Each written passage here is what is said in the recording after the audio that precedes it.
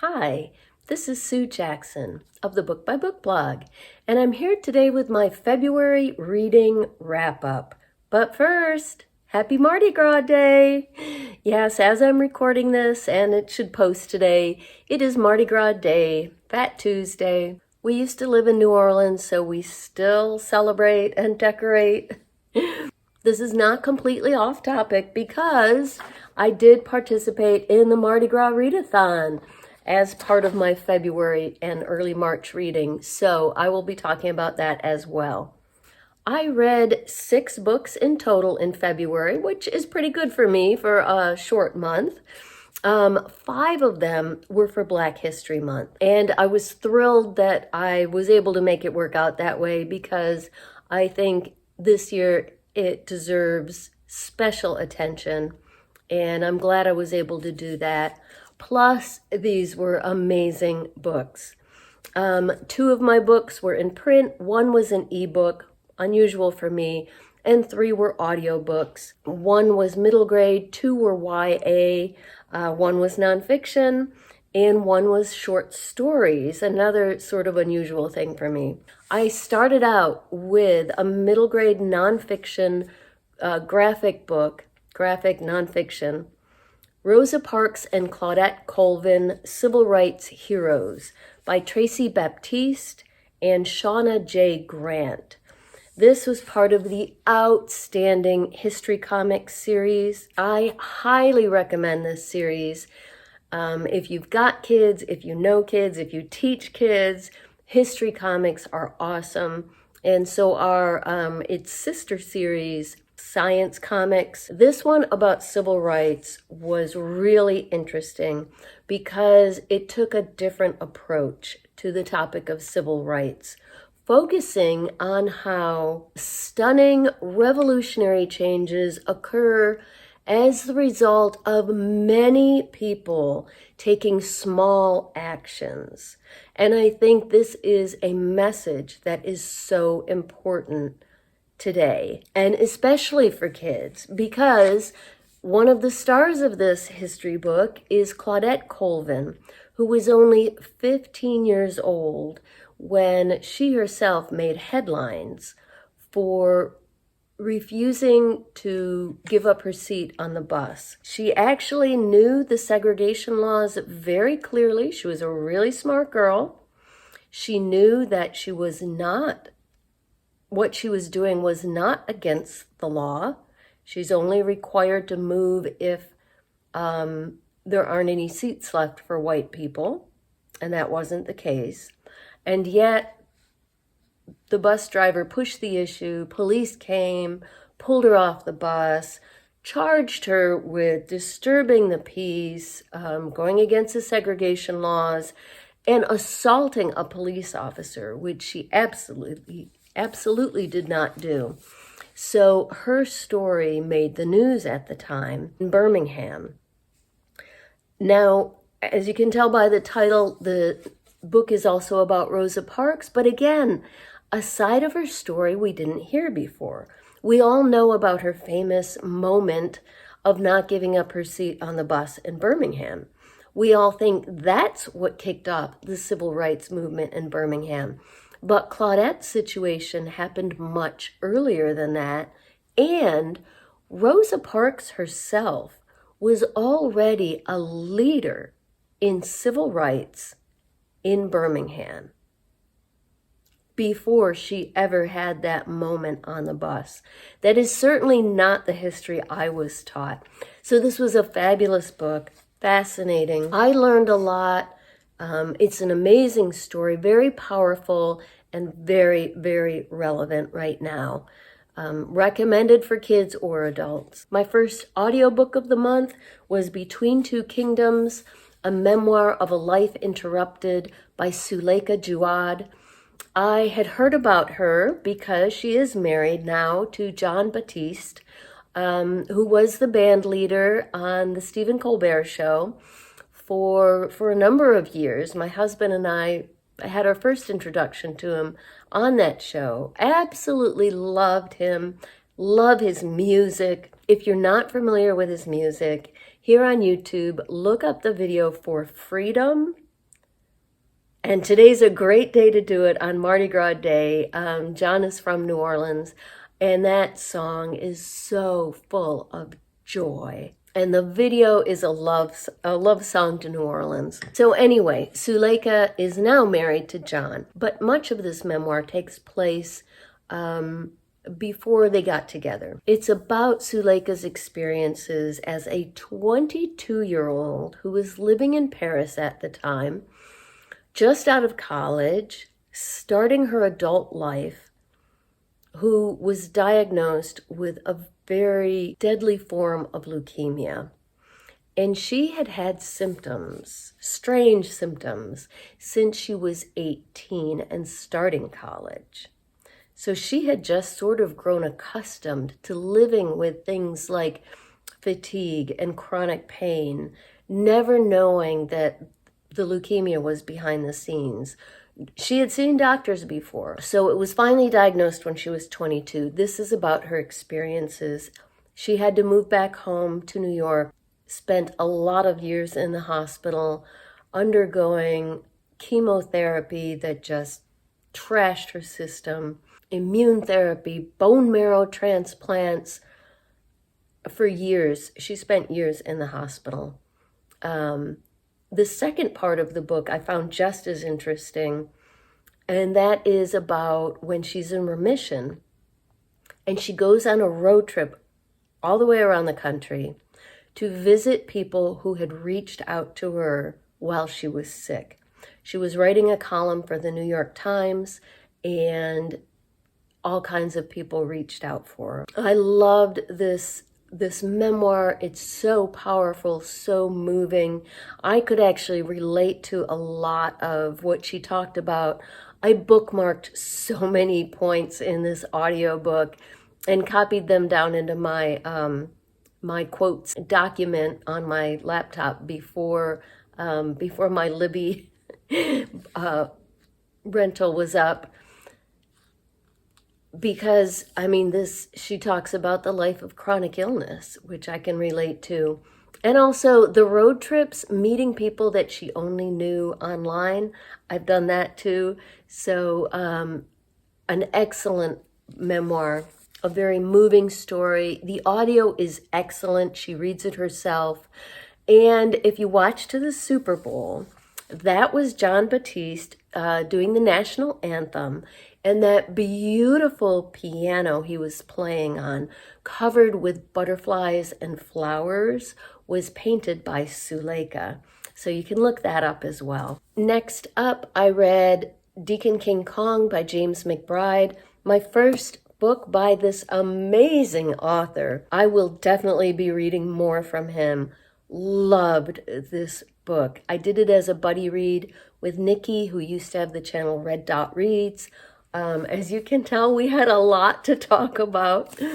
I marked a whole lot of passages, and so did she. Just this morning, I finished listening to her last comments about the end of the book. This is just a fantastic piece of fiction. It is set in a housing project in 1969 in Brooklyn. At the center of it is a man who's just known by his nickname, Sportcoat. Sportcoat has lost his wife. He's been grieving. He's been drinking heavily. And one day, so drunk he barely knows what he's doing, and in fact doesn't even remember it later, pulls out an old gun, goes into the courtyard of the projects, and shoots a young man named Deems, who Sportcoat coached in baseball as a teenager. But Deems is now the drug dealer of their project and spreading this poison, as Sportcoat says, through their community. That's on page 1, no spoilers, and that sets off the chain of events that take place in this novel, that takes us both forward, what happens after the gunshot and after the shooting, and also well into the past. This engrossing novel is filled with vivid, vibrant characters, each with their own unique personality. It is very much about a time and place in history. It is outstanding historical fiction. The way the neighborhood was a real melting pot at the time, and the way the neighborhood was changing. It feels like a real pivotal point in time, and that's part of what McBride is talking about. But the heart of this novel is this community in the projects, mostly Black and Hispanic, although there are a lot of characters here from outside the project but nearby who are a part of the neighborhood, who are Irish or Italian. Their families used to live in the projects. So you've got this whole community, and that's what this novel is about. It's a very entertaining novel, often had me laughing out loud. Nikki and I had fun talking about all the funny quotes and the things people said, and some scenes are almost farcical, the way things happen.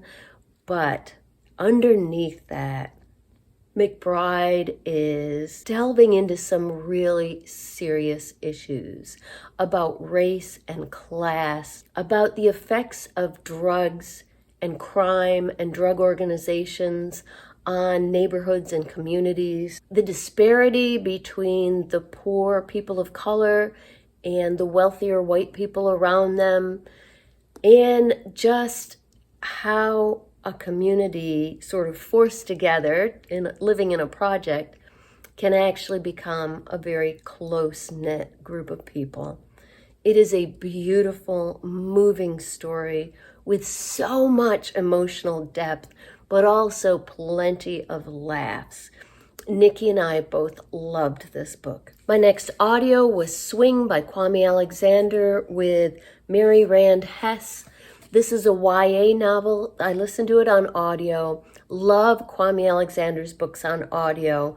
I'm not a big poetry reader, and I struggle sometimes with poetry. He writes a lot of novels in verse, but on audio, I get that rhythm and cadence. It's read the way it was written, the way it was intended to be read. So I think I get a lot out of it that way. In this case, we're looking at two best friends in their junior year of high school, Noah, who's white, and Walter, who's Black. They've been friends for a long time, and the third member of their friend group is a girl named Sam, who Noah's had a crush on for a long, long time. But they've been friends since third grade. So at the beginning of this novel, Walter says he's got two goals for he and Noah for the school year: to get on the baseball team finally, and to be cool. Both of those are a stretch. And in fact, the novel opens with them seeing the postings for the baseball team and seeing that once again they didn't make it. But the novel goes on from there. And so Walter is he's at the heart of this story. The narrator is Noah, but Walter is vibrant. He is full of life and joy. He's teaching his best friend Noah about jazz. And at one point, from both practicing baseball and his love for jazz, he decides his new name is Swing.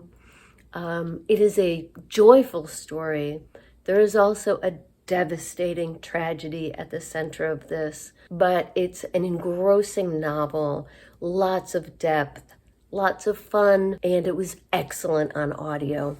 Next up, my last print book of the year was Sweetland by Michael Crummy. This was a book that my book group chose.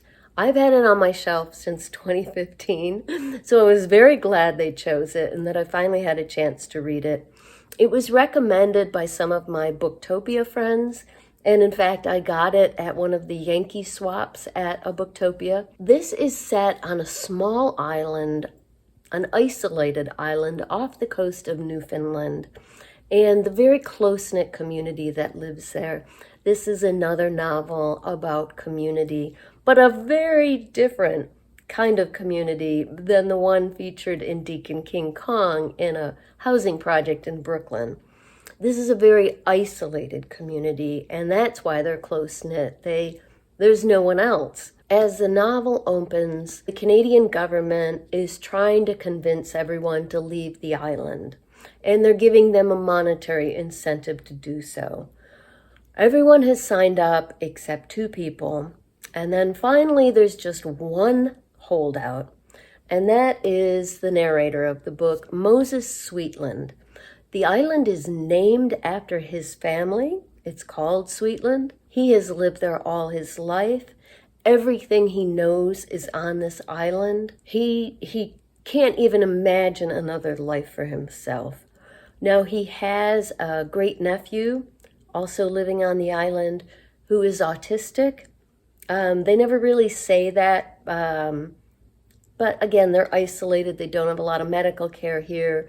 So he hasn't been officially diagnosed, but it's clear that he's autistic, and Moses has a special relationship with him, Jesse, and he's afraid of what the move will do to Jesse as well. So he's also trying to convince his niece, Jesse's mother, to stay on the island. So besides that central plot line, we get all kinds of history and background about the island itself and all of the people who live on it through memories and flashbacks. Like Deacon King Kong, there's a full cast of characters here. There's an amazing sense of humor. I loved the humor in this book. Now, life on this island is difficult and always has been. It's a very inhospitable environment, and so there is a lot of tragedy here, but also love and family and friendship and community. And for me, I do have trouble sometimes with a book that is very dark. In this case, the humor in it offset the darkness for me and provided the perfect balance. I loved this novel, but I wanted to explain that not everyone in my book group liked it. In fact, only one other book group member who read it liked it. She and I both, I didn't make the meeting because I've still been fighting that virus I had, and then the sinus infection that came after it. And on our meeting last week, I was in no shape to go out. And I'm really sorry I missed the discussion because I hadn't finished the book yet, but I told the leader that I was giving it an 8. We rate books out of 10. And this other member who liked the book, she said she rated it either a 7 or an 8. She couldn't remember. She had some problems with it, but she liked it. However, the average rating with our 2 8s was only about 6. Just below 6, actually. So the rest of the group did not like this book, said they would not recommend it, but I wasn't there for the discussion. I don't know exactly what the issues were. I can make some guesses. Like I said, there's a lot of tragedy here. It is a pretty dark story. Now, for me, the humor offset that. But, humor is very individual. Not everyone has the same sense of humor. There's a lot of swearing in this book. There are a lot of F-bombs, which is part of where I found some of the humor and the way that was used. But not everybody likes that. It's kind of an unusual writing style. When I read the first page, I thought, oh, no, I'm going to hate this.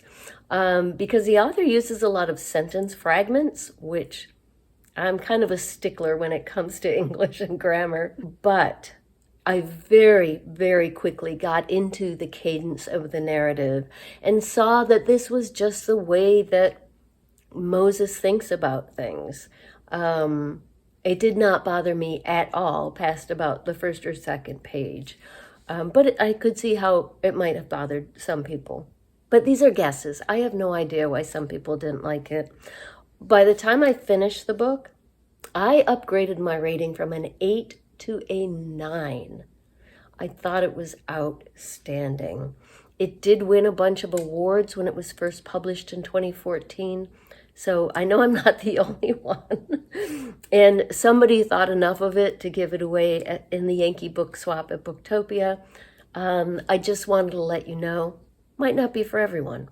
My last audiobook of the month was a collection of short stories called Black Enough, Stories of Being Young and Black in America. It's edited by E.B. Zaboy, who is herself an outstanding YA author. I've enjoyed several of her books, and she has pulled together here an amazing group of very talented YA authors to write stories about being young and Black in America today.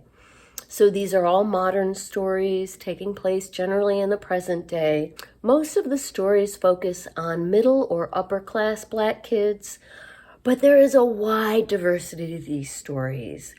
They deal with everything from questions of identity to family issues, learning to stand up for yourself. A lot of it is basic adolescent stuff. YA, the father of all YA stories, coming of age, learning who you are, that kind of thing.